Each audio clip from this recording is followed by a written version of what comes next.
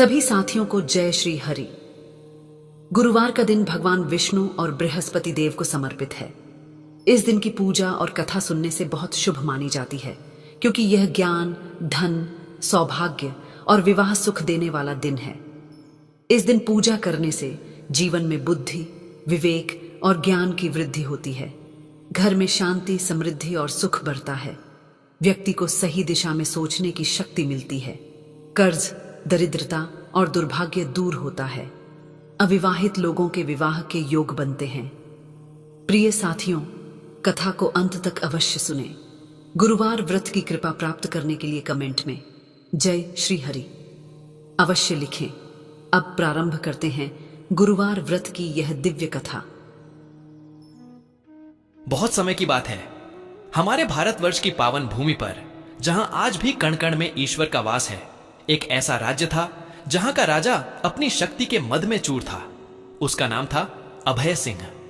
नाम में भले ही अभय था, पर हृदय में भय नहीं बल्कि असीम अहंकार बसता था। वह सोचता था, मैं ही सर्वशक्तिमान हूं, मेरी आज्ञा ही कानून है, मेरे खजाने की दौलत ही इस राज्य की शान है। मुझसे बड़ा, मुझसे बलवान, मुझसे धनवान इस जग में कोई नहीं। उसकी आंखों में सिर्फ सत्ता का नशा था, कानों में सिर्फ चाटुकारों की हां गूंजती थी। प्रजा के आंसू, उनकी आहें, किसी साधु संत की वाणी, किसी ज्ञानी की सलाह, कुछ भी उसके अहंकार के बुर्ज को हिला नहीं पाता था। वह दूसरों को तुच्छ समझता था, अपनी प्रजा को एक खिलौना और ईश्वर को भी शायद अपने से छोटा। एक दिन श्रावण मास की रिमझिम फुहारों के बीच, जब आकाश घनघोर बादलों से ढका हुआ था और प्रकृति भी मानो उसके अहंकार से विचलित थी, एक विलक्षण साधु राज्य के द्वार पर पधारे। उनके वस्त्र श्वेत थे, केश गंगा के समान पवित्र और मुख पर एक असीम शांति थी। उनकी आंखों से अमृत बरस रहा था। वे कोई साधारण साधु नहीं थे, वे स्वयं लोकपाल, जगत के पालनहार भगवान विष्णु थे, जो एक भिक्षुक का वेश धारण कर राजा को उसकी करनी का एहसास दिलाने आए थे। साधु ने राजमहल के द्वार पर दस्तक दी। द्वारपाल ने एक साधारण से साधु को देखकर उपेक्षा से पूछा, कैसा चाहिए, किस लिए आए हो? साधु ने सौम्य स्वर में कहा, मैं राजा अभय सिंह के दर्शन करना चाहता हूं, मुझे उनसे एक संदेश देना है। द्वारपाल हंसा, राजा अभय सिंह, तुम्हें क्या लगता है वे तुमसे ऐसे ही मिल लेंगे? जाओ यहां से, समय नहीं है हमारे पास। पर साधु अपने स्थान पर अडिग रहे। उनकी उपस्थिति में एक ऐसी अलौकिक तेज थी जिसे अनदेखा करना भी मुश्किल था। कुछ देर बाद राजा के एक मंत्री, जो स्वयं भी कुछ हद तक धर्मपरायण थे, उनकी ओर बढ़े। उन्होंने साधु की आभा को पहचाना और झिझकते हुए पूछा, हे महात्मन, क्या सेवा कर सकता हूं आपकी? साधु ने अपनी करुणा भरी दृष्टि से मंत्री को देखा और बोले, मैं राजा अभय सिंह से कहना आया हूं, राजन, तेरे राज्य का वैभव, तेरी प्रजा की खुशहाली, सब कुछ एक दिन समाप्त हो जाएगा अगर तूने अपने अहंकार को नहीं छोड़ा। यह सुनकर मंत्री चकित रह गए। वे साधु को राज दरबार में ले गए। अभय सिंह अपने सिंहासन पर विराजमान थे। उनके चारों ओर दरबारी, हथियारबंद सैनिक और सोने चांदी की चमक थी। साधु जैसे ही दरबार में पधारे, राजा की नजर उन पर पड़ी। एक साधारण साधु को अपने सामने खड़ा देखकर राजा के अहंकार की ज्वाला और भड़क उठी। कौन हो तुम? राजा ने तिरस्कार से पूछा। और क्या बकवास कर रहे थे मेरे द्वार पर? साधु ने शांति से उत्तर दिया, मैं ईश्वर का दूत हूं, राजन। मैं तुम्हें संदेश देने आया हूं कि तेरा यह असीम वैभव, तेरी यह अकूत शक्ति, यह प्रजा का प्रेम, यह सब कुछ क्षणिक है अगर तूने अपने अभिमान को त्याग कर विनम्रता को धारण नहीं किया। राजा हंसने लगा, ऐसी हंसी जो हृदय से नहीं बल्कि अहंकार से निकली थी। हा हा हा, तू मुझे ज्ञान देने आया है, एक भिक्षुक, एक फकीर। तू जानता नहीं मैं कौन हूं। मैं अभय सिंह हूं। मेरी तलवार ही मेरा धर्म है, मेरी प्रजा मेरी दासी है और मेरा राज्य मेरा साम्राज्य है। मेरे इस साम्राज्य को हिलाने की औकात किसी में नहीं, न ईश्वर में, न दानव में और न तेरे जैसे चंद साधुओं में। राजा के शब्द मानो सर्प की फुंकार के समान थे। साधु की आंखों में एक क्षण के लिए उदासी छाई, पर वे विचलित नहीं हुए। उन्होंने कहा, राजन, तेरा यह अभिमान ही तेरा सबसे बड़ा शत्रु है। इसे छोड़ दे, वरना। वरना क्या? राजा ने आग उगलते हुए कहा। क्या करेगा तू? मुझे शाप देगा? मेरी शक्ति का अंत कर देगा? तू भूल रहा है मैं राजा हूं। मंत्रीगण, इस अपशब्द कहने वाले को यहां से बाहर निकालो। और हां, अगली बार ऐसे किसी फकीर को मेरे द्वार पर भी फटकने न देना।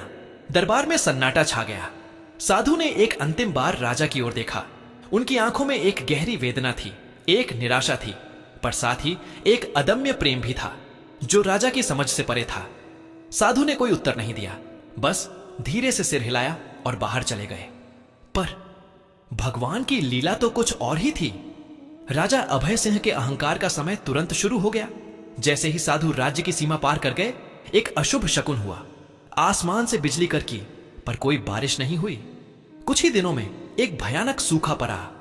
धरती फटने लगी, नदियां सूखने लगीं, कुएं प्यासे हो गए।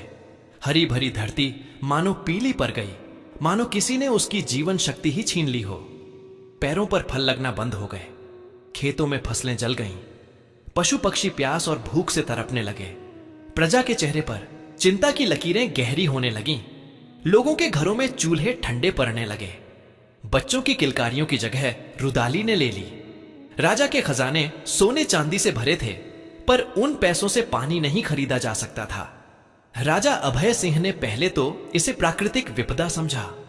उसने अपने सैनिकों को भेजा, बाहर से अनाज मंगवाने की कोशिश की, पर सब व्यर्थ। दूर दूर तक कहीं भी पानी या अनाज नहीं था। उसका गर्व, उसकी शक्ति सब बेमानी लगने लगी।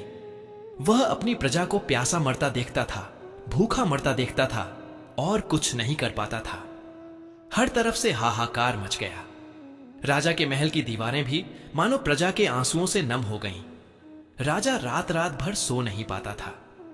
उसे वहीं साधु का चेहरा याद आता, उसकी वहीं शांत पर चेतावनी भरी आंखें याद आती। उसे वह अपमानजनक शब्द याद आते जो उसने कहे थे, मेरी शक्ति का अंत कर देगा। आज उसकी शक्ति कहां थी?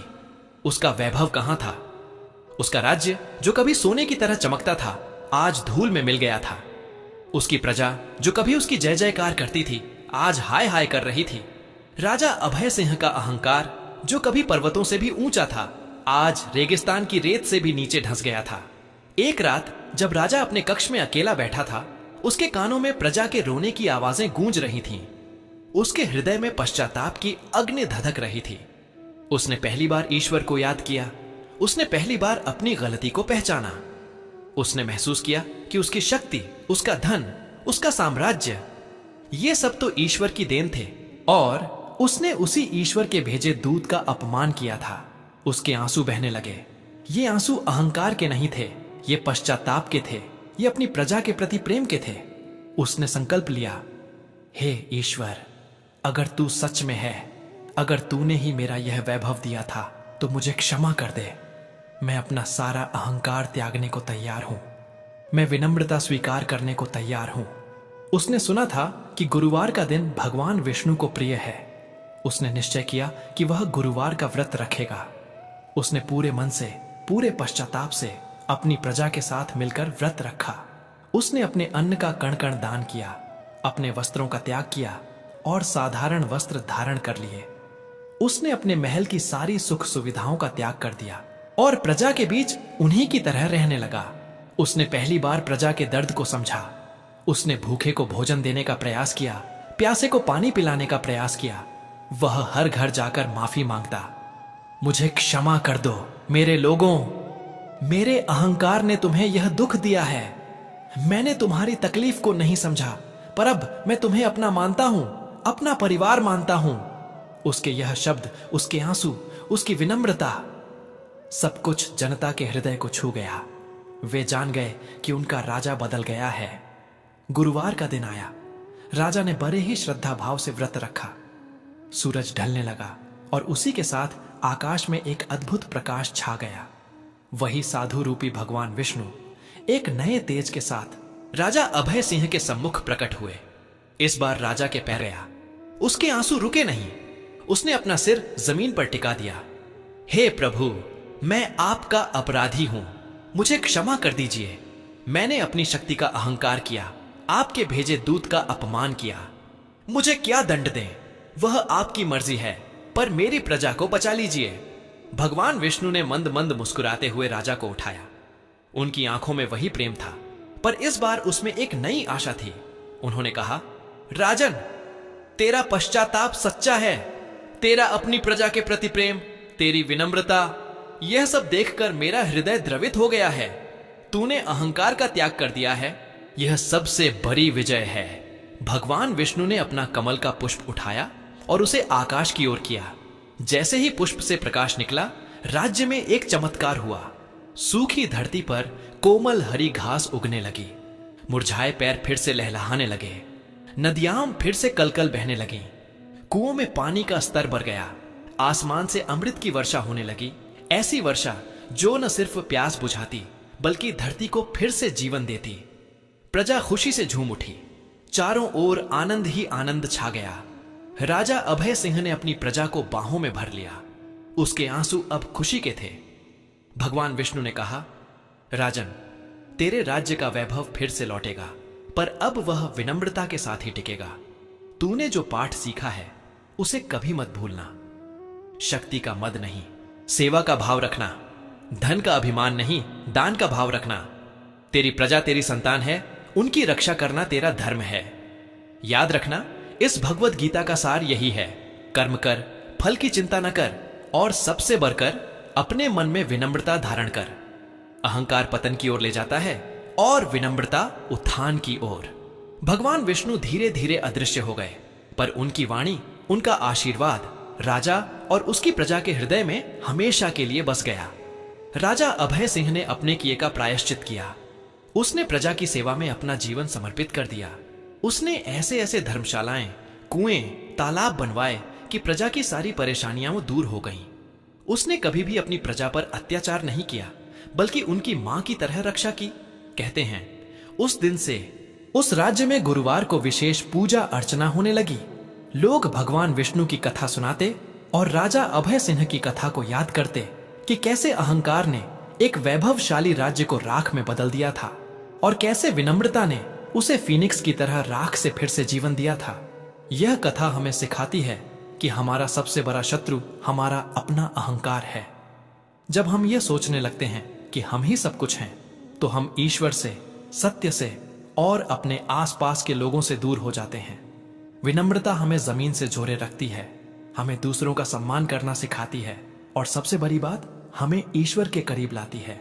जब हम दूसरों के प्रति दयालु होते हैं, उनकी मदद करते हैं, उनके दुखों का भागीदार होते हैं, तभी हमें सच्चा सुख और शांति मिलती है। राजा अभय सिंह की कथा सिर्फ एक कथा नहीं है, यह हमारे सनातन धर्म की वो भावभूमि है जो हमें सिखाती है कि जीवन का असली अर्थ शक्ति या धन में नहीं, बल्कि प्रेम, सेवा और विनम्रता में है।